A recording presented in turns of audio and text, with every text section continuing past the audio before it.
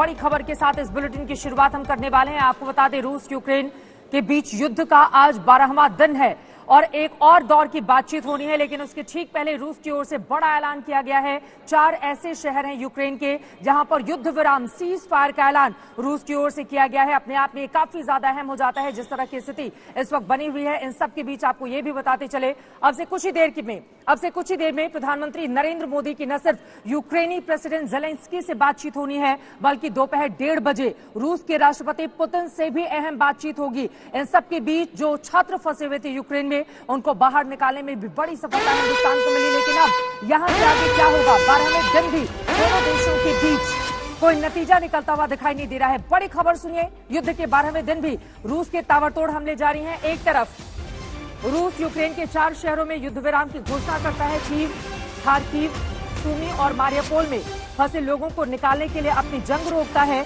तो वहीं दूसरी तरफ लुहांस्क में रूस ने बम बरसाए हैं। तेल डिपो में आग लगी हुई है, उसकी तस्वीरें आपके सामने है। मिकोलीव में रूस का मल्टीपल रॉकेट लॉन्चर से हमला किया गया है।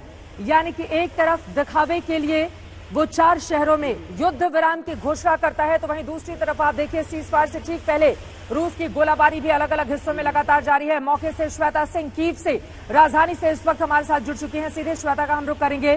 श्वेता, एक तरफ तो 4 शहरों में युद्ध विराम, वहीं दूसरी तरफ जिस तरह की तस्वीरें सामने आ रही हैं वो यकीनन परेशान करने वाली हैं।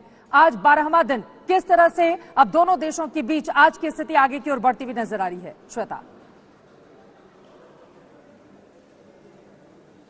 देखिए, आशंकाएं कीव शहर को लेकर लगातार बढ़ी हुई रहती हैं चित्रा, क्योंकि अगर हम बाकी शहरों पर भी आक्रमण देख लें तो इतना समझ में आता है कि वो एक सपोर्टिंग एक्शन रूस की तरफ से आगे बढ़ता रहता है। लेकिन कीव को जो आज सुबह 10 बजे से यहाँ के समय के अनुसार कह दिया गया है कि अब यहाँ पर सीज फायर रहेगा, लेकिन बीती रात भी यहाँ पर बहुत भारी थी चित्रा, क्योंकि जो लोकल नेटवर्क रहते हैं उस पर कुछ इस तरीके की खबरें आने लगती हैं कि बहुत सारे विमानों ने टेक ऑफ किया है और पूरी तरीके से अब आप लाइट्स आउट कर लीजिए। कल रात में ये सूचना हमें भी दी गई और बताया गया कि मुमकिन है कि बेलारूस वाली सीमा से बहुत सारे जो फाइटर जेट्स हैं वो टेक ऑफ किए थे।